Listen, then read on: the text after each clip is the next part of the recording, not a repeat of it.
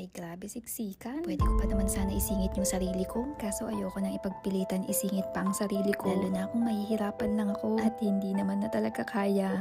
Huy! Drama yarn? Okay, bye! Ingat kayo mga kakabsat. Bye!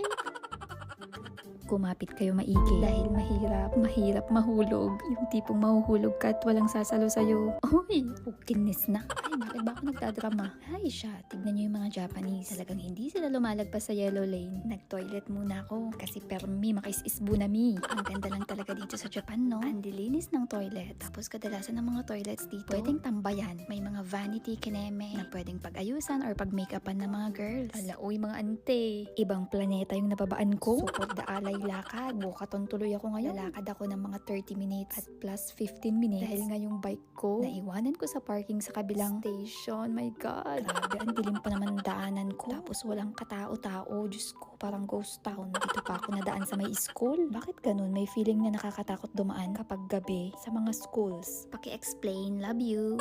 Dinaan ko na lang sa pagnguya-nguya dito para hindi ko ma-feel na malayo pa yung lalakarin ko. Grabe, ang layo na nung nilakad ko. Wala pa ako nakitang ni isang tao. May mga sasakyan pa isa-isa. Dito mo lang din mafe-feel kung gaano ka-safe dito sa Japan. Kahit maglakad ka mag-isa, hindi kayong super matatakot na baka may mang-hold up sa'yo or kung ano-ano man. And speaking of that, may nadaanan akong police station. Tignan nyo, may sasakyan sila at meron din naman silang mga bike. Oo, nagbabike ang mga police dito. Lagi nga rin akong may daladalang ganito, bodyguard. In case of emergency, lagi itong nasa bulsa ko. Finally, may nakita na akong dalawang tao na naglalakad din. I'm sure galing pa sila sa mga trabaho nila. Grabe, parang ramdam ko na yung hingal. At oh my God, may nakita pa nga akong corgi. Grabe, favorite dog ko to. Cute nakita ko sa mga corgis. Nabuhayan tuloy ako ng konti. Ngayon, mapunta na ako dun sa may isang station. Grabe, mga 45 minutes na ako naglalakad. At kukunin ko na yung bike ko. So, ganito ang pagkuha ng bike. Lalagay mo lang kung ano yung nakalagay na number ng bike mo. Tapos, pipindutin to. Lalabas na kung magkano. Kadalasan, 150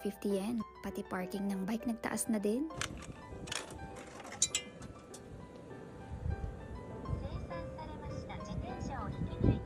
Tignan nyo ang parking dito. Ayan, iuusog-usog mo lang siya. Ang galing no, hindi natutumba. At sa katipid sa space, may second floor pa oh. That's it!